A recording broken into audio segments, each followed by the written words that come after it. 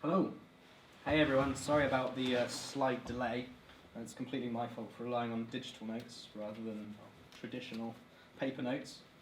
So I'd like to thank you all for coming to see my talk and for coming to Norwich Games Festival, which is the best games festival in the east of England. And I'm not just saying that because it's my hometown. It genuinely is. There's loads of awesome people, loads of awesome games. Definitely recommend checking out all the indie games. We're showing Hue out in the play area as well, so you should totally come and check it out afterwards. So there seems to actually be quite a few people here, which is amazing. So I'd just like to get a show of hands. How many people make games here? Okay, cool. So that's like a good third. Okay, cool. And how many people exclusively play games? 1, 2, 3. Okay, cool. That's cool.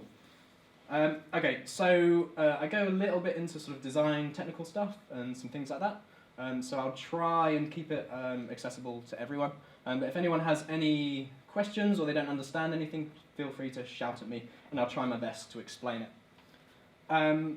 Okay, and lastly, the last show of hands, how many people have heard of the game Hue? Whoa, that is actually amazing. Last time I asked that, no, there was 2 people, I think. So we must be doing something right. Brilliant. Okay, that's great. So that is the game that I'm going to talk about today. And I will just give you a brief introduction about myself. This is a picture of me. So you can follow me on Twitter. My handle is Henry Hoffman, @HenryHoffman. So I'm currently working at a studio, which is a 2-man team called Fiddlesticks. It's me and one other guy. It was formerly called Mudvark, and we've been working together for nearly 4 years now. So I've been making games since I was about 9 years old. There used to be a magazine called Planet PC, which is a PC magazine targeted towards children. I was 9 years old, and it came with a copy of a program called Click and Play, which was a very basic game-making tool. And ever since I was 9 years old, I've been making games using tools like that. So that was really what got me into games in the first place. So I've made a number of other games. Some you might have heard of, some you might not. I made an experimental virtual reality game recently called Aboard the Looking Glass, which was an Indiecade finalist.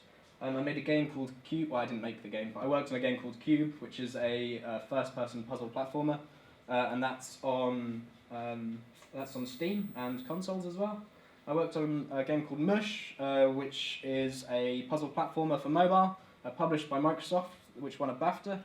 And I've also worked on a game called Mortarmelon, which is a puzzle physics game on mobile, which has had over 1 million downloads now, which is very exciting. And actually, in terms of Norwich and being here, I studied media studies at Norwich City College. Before I got into games at all, I wasn't really sure what I wanted to do. I knew that I really liked animation, that I really liked web design, that I liked working in a digital environment, that I liked the technical challenge of creating video games, but I didn't really know where that was going to take me. So I studied media studies at Norwich City College, and it was a really amazing course because we didn't just touch on film and video editing, we also did audio work, we did web work, we did animation, and all that stuff has come, and video editing, which is super useful for making game trailers, all that stuff has sort of come together and been enabled us, really, as a studio, to be able to do every aspect of game development in a really tight 2-man team.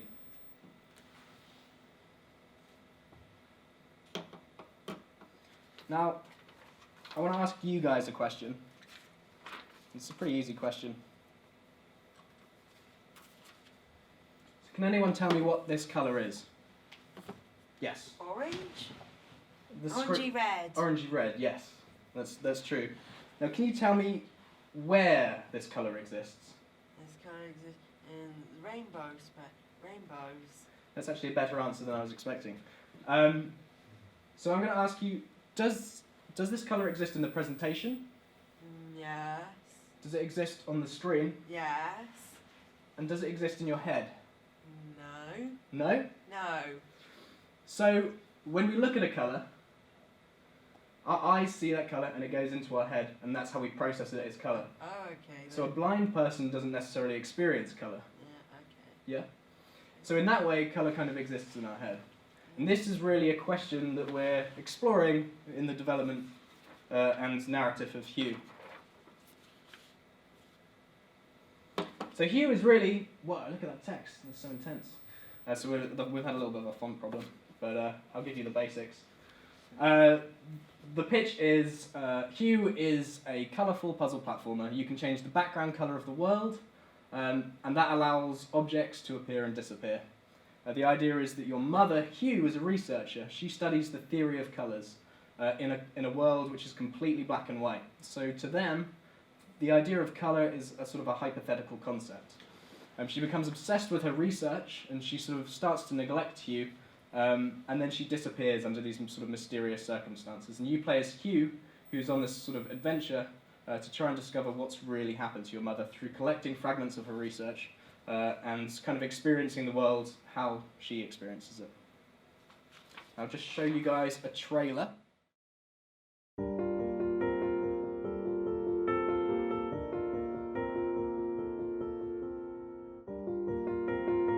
Dearest Hugh, oh, I've had the most dreadful luck. I feel terrible that you've been left alone all this time. The traitorous Dr. Gray tried to steal the annular spectrum, a ring I developed to allow perception and alteration of colour. Some call them impossible colours.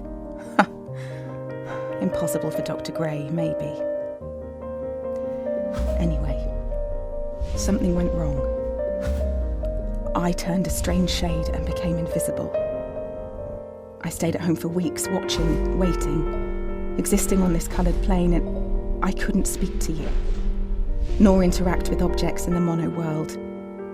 So I left.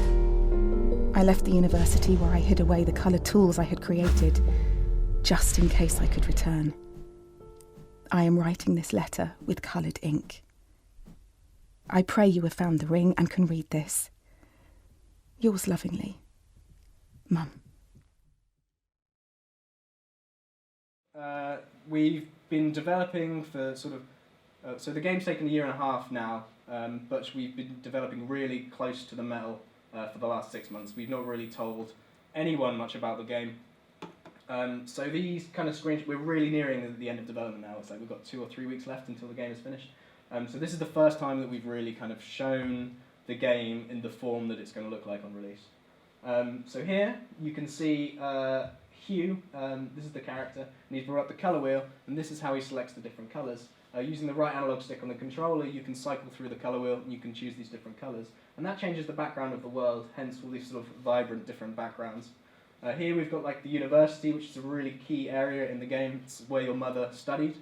And down here, these are the university gardens. And this is where we've got a slightly more complex puzzle, which involves sort of shifting the different colours in order to get a laser in order to open the door. And then it gets kind of really, really intricate towards the end. It starts off fairly simple, and then we've got these sort of all these eclectic kind of bookcases and paintings and everything in the university, and it really builds on the sort of negative space, detailed, wobbly line aesthetic, which I'll talk about a little bit about later. And then this is kind of our unique sort of key piece of art. This is right in the village, right at the very beginning of the game, but we've kind of used this to market the game. It's kind of, it shows everything, the intricate detail, Hugh, his home, which is that house on the left, and the village, sort of, which he grew up in. And here, down here, you're having a little conversation with a fisherman, talking about the university, which is kind of cool.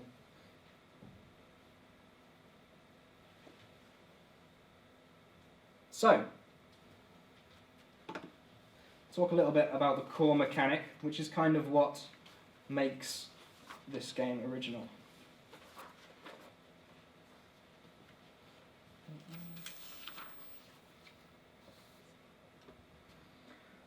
So the very simple idea really is that if you have a coloured object and you have a coloured background, and you change the background colour so that it matches that coloured object on the playground, that coloured object visibly disappears. It's called perceptual contrast. It's the idea that something becomes less visible when its backdrop matches that in appearance. So what we thought was interesting was if something visibly disappears, why can't it physically disappear? And that's kind of really where the core mechanic began. So, There's all sorts of different things that we play with this mechanic. So it starts off very simple. You've got obstacles that you make appear and disappear. But then there's also hazards. So there's things like lasers that you need to make disappear in order so you can progress. And a variety of other sort of gameplay objects, including like falling rocks, boulders that you need to change the background colour to make them roll past you, and all these different sort of variations on puzzle platformer mechanics. So I'd like to talk a little bit about the original pitch, because it's come so far, really. The original pitch was, in hindsight, ridiculous in a number of different ways. But that really is sort of the evolutionary process of game design. You may start off with a very interesting nugget of an idea, and then you might build loads of ridiculousness around it, and then it's through the sort of game development process that ridiculousness gets weeded out, and then you end up with something that's very true to the original mechanic. And that's kind of what happened with us. But the original idea was that there was this sort of fantasy setting, where you were this little boy in some sort of fantasy village, and there were these sort of green goblins that came and stole your sister, and then they changed the background colour to green, and then they disappeared with your sister or something. None of that really made a huge amount of sense. And we also had a huge amount of scope in the original pitch. We wanted to have combat, so we wanted there to be these puzzle elements, but we also wanted there to be these sort of fighting elements, and there to be these sort of epic boss battles. And we liked the idea of there being enemies that would change their own colour and disappear into the background. We like the idea of there being a stealth mechanic where you would change your own colour and disappear. And these were all not necessarily bad ideas, but when you're building a really sort of embellished puzzle game, you don't really need these extra challenges of developing sort of fighting mechanics and things like that. And it really didn't fit with the tone of the game. The tone is sort of melancholy, reflective, has these sort of philosophical elements. When you've got all these things working together, sort of combat and aggression, it doesn't necessarily fit with what we were trying to achieve. So that disappeared fairly quickly. And now we have the entire narrative is divulged through letters from Hugh's mother to Hugh that you collect throughout the game world. So the entire story is read to Hugh almost like a literal story. Whereas before, we weren't going to have any sort of voiceover. We purely had text sort of embedded in the game world. So all the dialogue was contextual. It was all sort of interwoven within the visuals, which is quite nice, but it definitely didn't capture any emotion. It was very static. There wasn't huge amounts that we could do with it. Another thing that we did is we had 10 colours instead of 8. I mean, that difference may sound small, but actually when you start introducing lots of colours and the key mechanic is differentiating between colours, once you sort of confuse that with lots of colours which don't have huge amounts of variance between them, it becomes very confusing. So we had to cut it down to 8. I think you could probably even cut it down to 6, but we liked all the different colours and all the different screenshots. We went with 8 in the end. So originally it was a much more humble affair. We were only going to have sort of 3 hours worth of core gameplay. We've now pretty much doubled that accidentally, purely because we felt that the mechanics needed a certain amount of gameplay time in order for people to experience those in the way that is best for the game, really.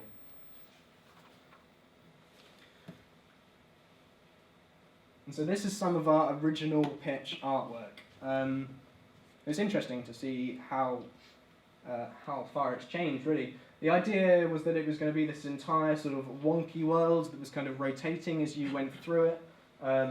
You had this colour wheel. One thing that I was absolutely certain was going to be vital to the aesthetic of the game was this sort of dynamic lighting, where you've got this white light shining down and then reacting with the game world in an interesting way. And I think one of the mistakes that I always make when developing a game is creating a technical challenge and then obsessing over it and being like, this is absolutely vital to the game, like nothing else will work without it. And this has happened to me in pretty much every game that I've worked on. And really, it's not worth it. You have to relinquish that, and you have to move beyond it and find a way that works best for the game. I think lots of people talk about the simplest option is the best option or something. That is very, very true. And then you can see another piece of really, really early pitch concept art where we started to develop sort of some of the intricate silhouettes. So you've got these sort of thin lines, these thin lines here, and then this slight cross-hatching detailing. This sort of came into play much later on. We didn't really know what we were doing aesthetically here. We were just trying to make something to work with the mechanic, but it's something that definitely shines through as we develop the art style further.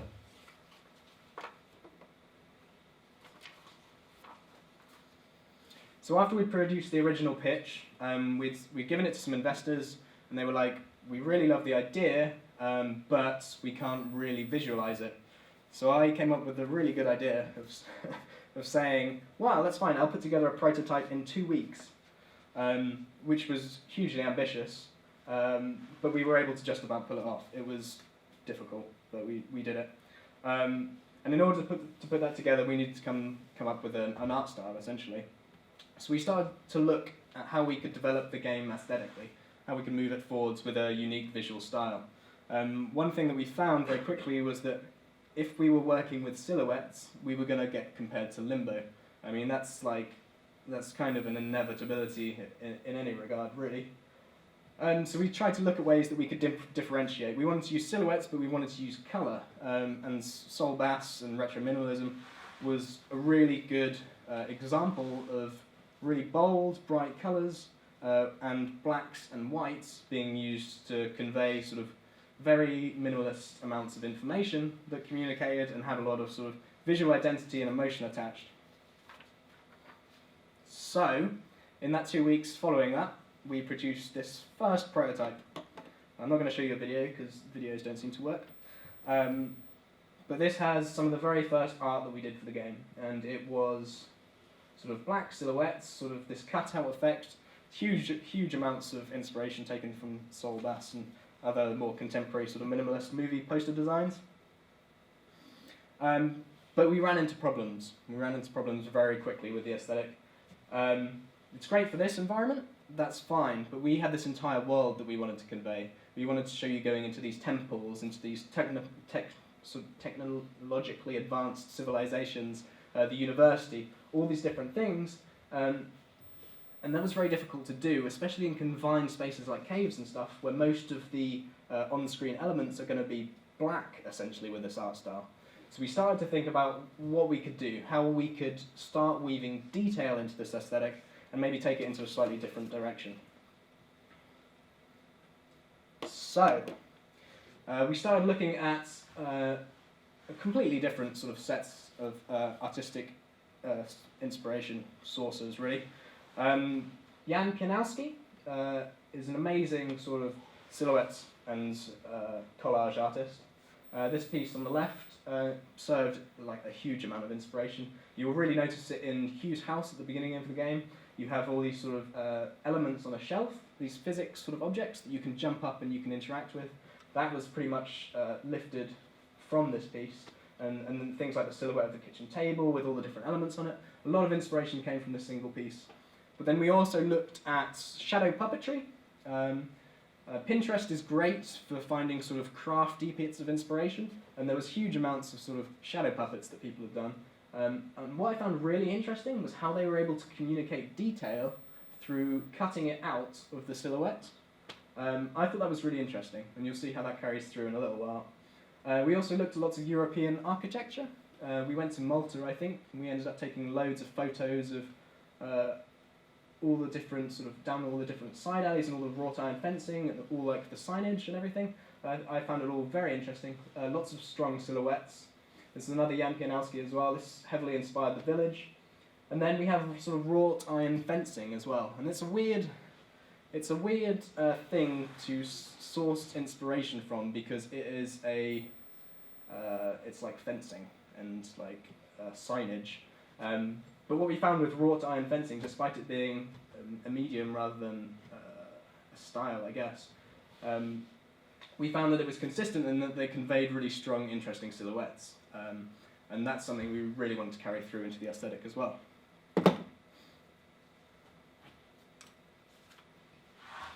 So after our research, we produced a couple of pieces of concept art. We produced an interior and an exterior. This is very early days. This is when we were like, right, we're trying to establish a visual style that maybe hasn't been done and works with our gameplay mechanic. Let's see what we can kind of put together. So this is where we started really cutting negative space out of the terrain and trying to establish an art style that way. You can notice we've got like cut little bones out underneath the house. And the interior and the exterior is essentially an inversion. So the exterior, you've got all this different colour around you, and then you go inside, and then that colour has been replaced by black, but your background in the house has then been replaced by colour. So it's like a swaps it around, which is interesting.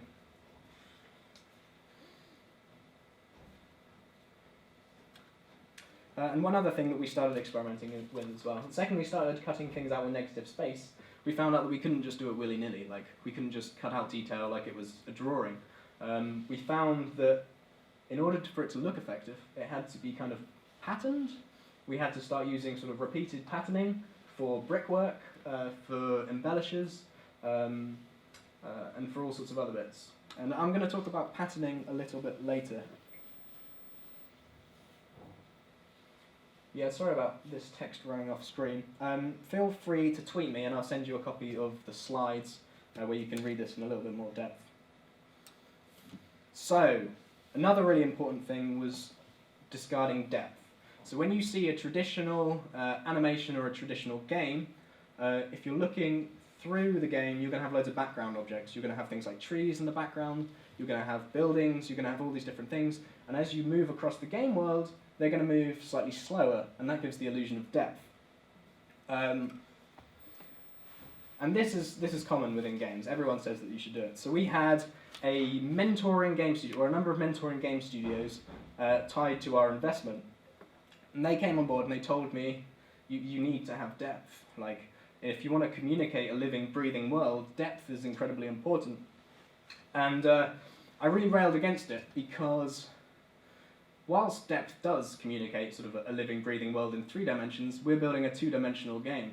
The world exists on this 2-dimensional plane, so I felt there was no real necessity to try and, not necessarily lie, but to try and trick the player into thinking it was a 3-dimensional game. And that wasn't something that I was interested in, particularly because the gameplay mechanic is about changing the background colour of the world so that objects on the playground disappear. If we start introducing objects in the midground in order to communicate depth, this presents a real problem with there being a huge amount of overlap. So really their argument was, traditional games, they do it, it creates a living, breathing world, we add depth, it feels more real and more believable. My argument was that we don't want to communicate a 3-dimensional world, it's a 2-dimensional world, and it interferes with the gameplay mechanic, and Japanese illustration and art has been doing it for thousands of years without sort of any criticism or any problem. So communicating depth just wasn't important to us. And in the end, after we produced a prototype, they were on board.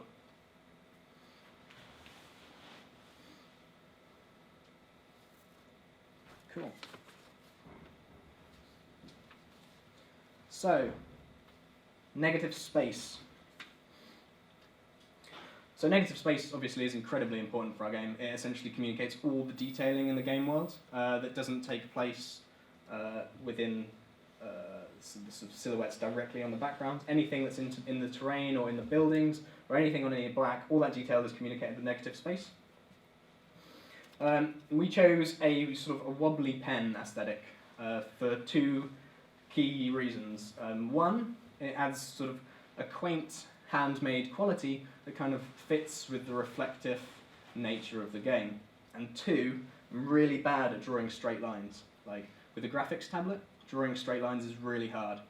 So those 2 things worked really together, and that if I try and draw a straight line, it turns wobbly anyway, so we went with the wobbly line aesthetic. And we found out lots of line work can look sloppy, especially when we get other people to sort of work with us. Like, we've got this very developed style. If we want people to come on board to help us out with asset production, we needed to lay down some ground rules, essentially. And very simply, we had a consistent line width, so you notice the lines coming out of hue, decorating hue with that negative space, that's the same width line that's going to be on the brickwork, that's going to be on the clouds, that's going to be on everything throughout the game. There has to be a complete consistent line. If that changes, it feels completely wrong.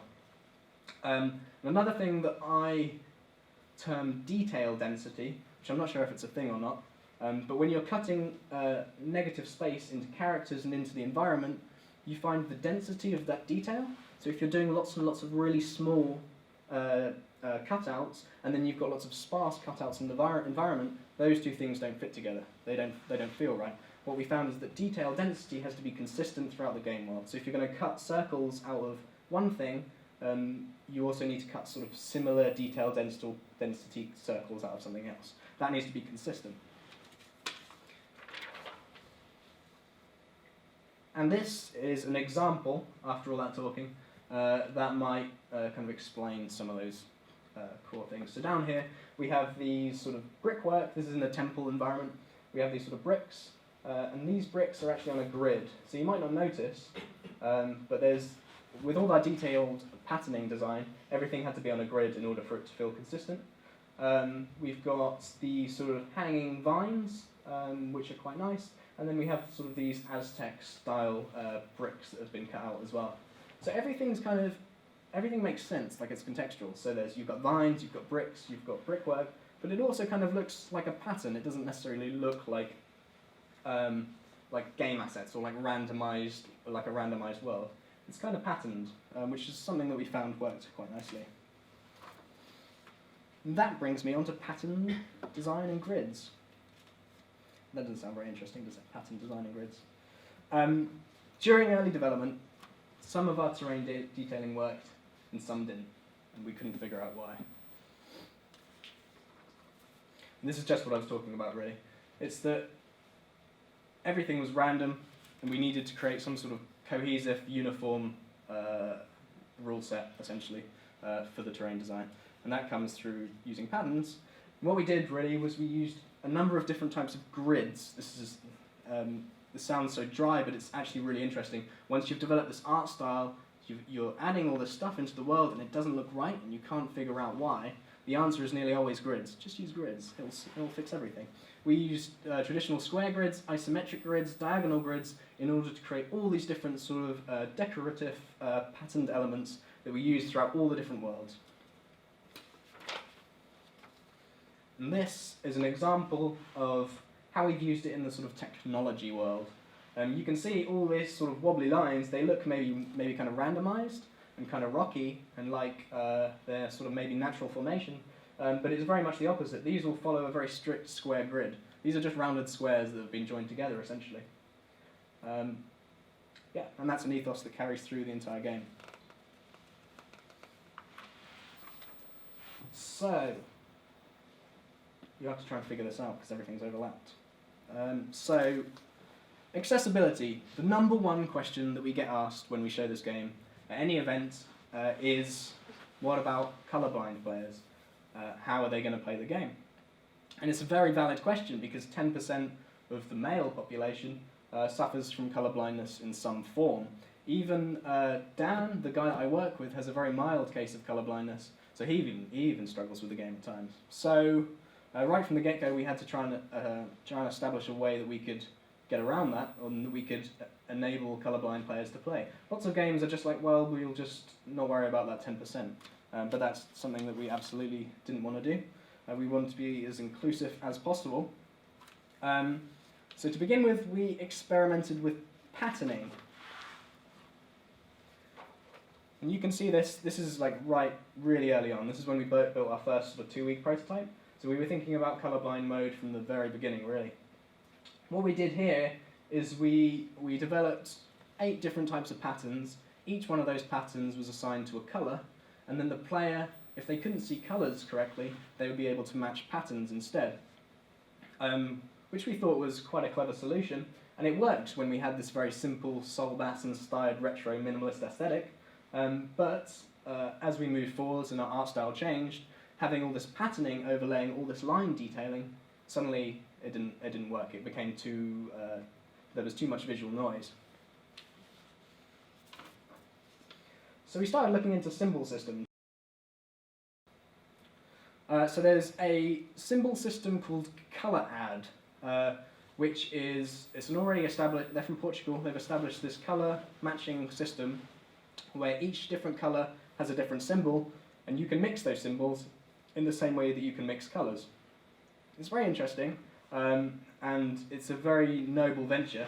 I think what they're doing is great, but the problem we ran into is that colours don't have any inherent value to someone that is colourblind. If they see blue as a colour, the colour only matters to them. It doesn't matter whether it's blue or not, it just matters that it is different. So there is no real point in matching a colourblind symbol that is identified as blue to blue in the game, because blue doesn't mean anything to someone that's colourblind. It is the colour that they see, they know nothing else. So, with that in mind, this system didn't really work for us. We had no reason for players to need to identify a colour as being a specific colour. All that they needed to do was match colours. So blue needs to be matched with blue, yellow with yellow, and that's all that mattered. So what we did instead was we developed our own symbol system, which is inspired by sort of alchemic, runic symbology. It's a very simple set of symbols, and all that mean, it doesn't mean anything. Blue doesn't mean blue, because it doesn't need to mean blue. All that blue means is that it's a symbol that matches other blue objects. So instead, the player can simply match these symbols. So you can enable colorblind mode from the video menu. Once you've enabled it, these symbols appear, and then you can match these symbols in order to make different objects appear and disappear. We've done a bunch of testing, and it seems to be working quite well, which is great. If anyone in the audience is colorblind, I'd be really interested if you could come over and play the game, and we'll turn on colorblind mode, and it would be great to see what you thought and whether it worked for you, really.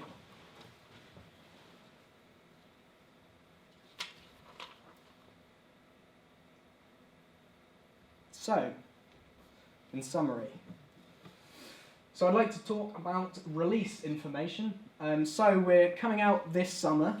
I would love to say specifically when, but I've not been very reliable in getting the game finished. So I'll say around August. That's when we're hoping to release. The game is going to be finished in about 3 weeks, but then we've got to go through the porting process, and then it's coming to Xbox One, it's coming to PS4, and it's coming to Steam. So, yes. I would like you to release it for Nintendo platforms in the future. The Wii U. Like the Wii U and Nintendo NX. Okay. Yes, like the Wii U and maybe even portable systems such as the PlayStation Vita and 3DS. Awesome. Yes. So I'm pleased that you said that. Yes. Because we really do want to target those platforms. Like Yes, that was. You should target portable platforms and Nintendo platforms as well. Yeah. As home consoles. Definitely. Yeah, you should also let it be available. Okay, you can continue. Yeah. Okay. Thanks. I mean, you're absolutely right. I'd love to target these platforms. We were originally going to target Vita and Wii U and DS as well, I think. That's what you said. But at the moment, we're just concentrating on these core 3 platforms, and then the idea is that if we gain enough traction and people like the game enough, we can make a financial argument to our investors that it's worth the time in order to port it to these other platforms. So that's the plan. It's published by Curve Digital. I don't know if you've heard of any of these games. A lot of you guys are developers, so you probably have. Curve Digital published, or they ported Thomas Was Alone, The Swapper, The Swindle, Stealth Bastard. Oh, can I say that? It's not recommended to say the word bastard. No, I'm not going to say anymore. Okay. And Ollie Ollie as well. So thanks very much for listening to my presentation. You can come and play the game in the showcase area, and feel free to go onto our website, cuebagame.com, and follow me on Twitter @HenryHoffman for updates. I'm posting screenshots every Saturday from now until release, hopefully, if I can get enough screenshots. So yeah, thanks very much for watching.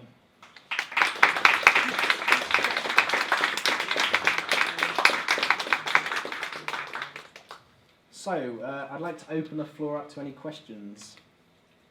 Yes? I'm interested as to whether, so what you're doing is so unusual, both visually and from a physics point of view, whether you used an off-the-shelf engine or just decided to start from scratch, and what sort of informed that decision?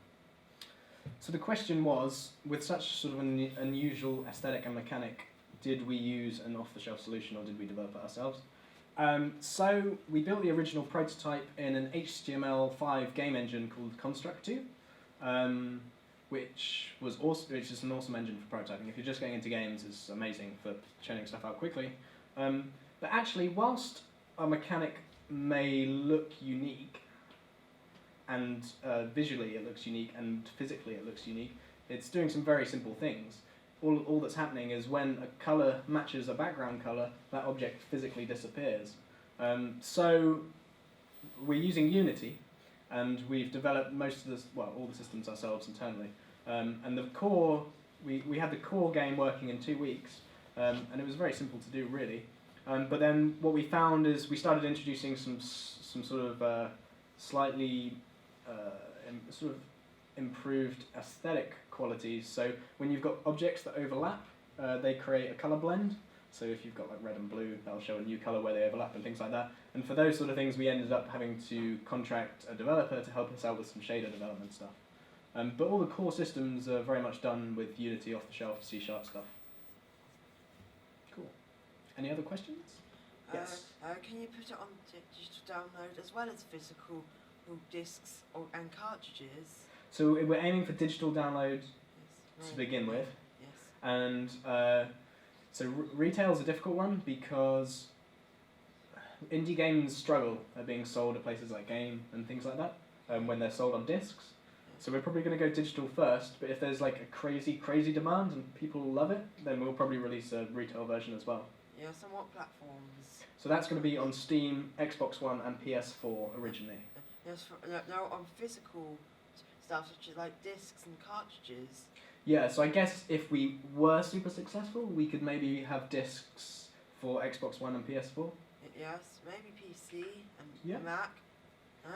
Yes, and maybe even for Wii U and 3DS and PlayStation Vita and other platforms that you plan to port the game to in the future. Definitely. Thanks. Cool. Any other questions? You know you want to ask a question. I can see in your eyes. Yes. How much do you expect your game to cost once it comes out? So the question was, how much do we expect the game to cost when it comes out? I think we're aiming at, well, a publisher says that we're aiming at $6.99 with maybe a 10% discount on launch. I think that the game would have to cost more if it was bought at retail. So Yeah, so the question was, if it was at retail, it should cost more. So like £30 to £50 maybe. £50? Think about- Would you buy it for £50? The average price of games on a platform. Yeah. That is released at retail. So there's been various indie bundles on consoles on like Xbox One and PS4 where you've got like a few indie games together in a retail game for maybe like £20 or £30. So we would love to do something like that. Yes, so you might want to compile 3 games in one and to make up for the low price of few on download. Exactly. So maybe several games in one bundle, or for retail to make it worth more, your money. I think so. I think that's a good idea. Thanks. Yes. So, and your game's won an award or two. Yeah. How has that affected your development? Oh man, that's deep. So the weight of expectation is the question. The question was, we've won a few awards. How has that affected development?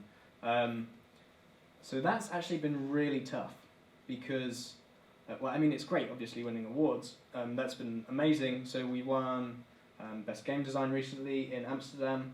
We won Best Game in USA for Casual Connect. We won both Develop Indie Awards and some other ones as well. It's fantastic. But with every award that we win, I'm like, right, this game really has to fulfill expectations now. I'm like, right, it's serious, guys. We need to fulfill expectations. So it's a struggle really because the weight of expectation becomes greater with every award that we win. And lots of games sort of win all the awards after they're released. So there's like no pressure. It's like, well, we know it's a good game already. We've released it. It's been successful. It's won awards. But this has kind of happened all throughout our development process, and I mean it's difficult, but it's definitely made us develop a better game because of it. It's been massively beneficial, maybe not to my work-life balance, but definitely to the game. Yeah. Yes.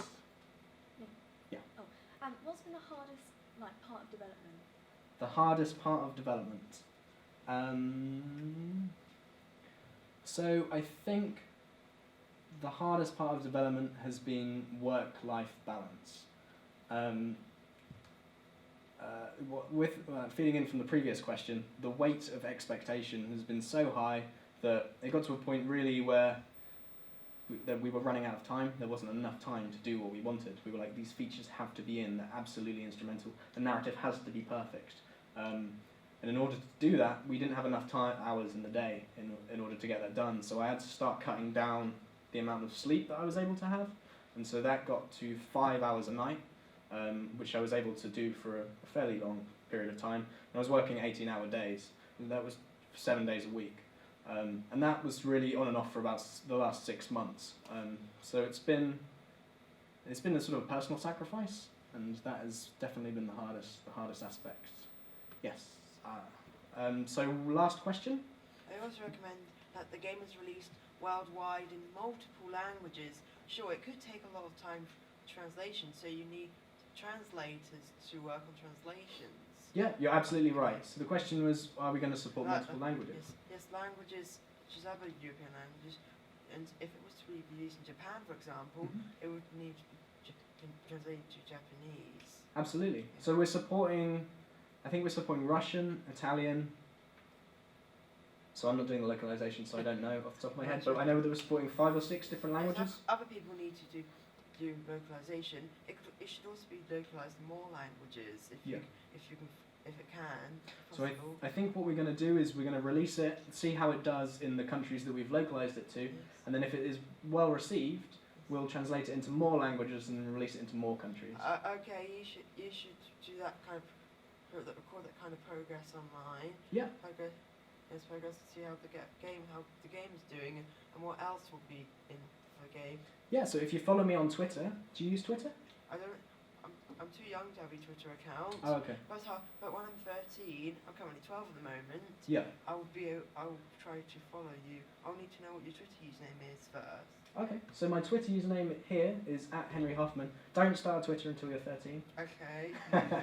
But when you do, make sure you follow me. I'm the first person you should follow. Okay. You might even comment. You can reply. I will definitely reply. If you ask me a question, I'll always reply. Okay then. Okay, that's brilliant. Thanks everyone for coming. And there is donations are being accepted for my brain. Special effect at the back. It's a great cause going towards kids that are having a difficult time and want to play video games. So yeah, thanks very much for coming along. Great.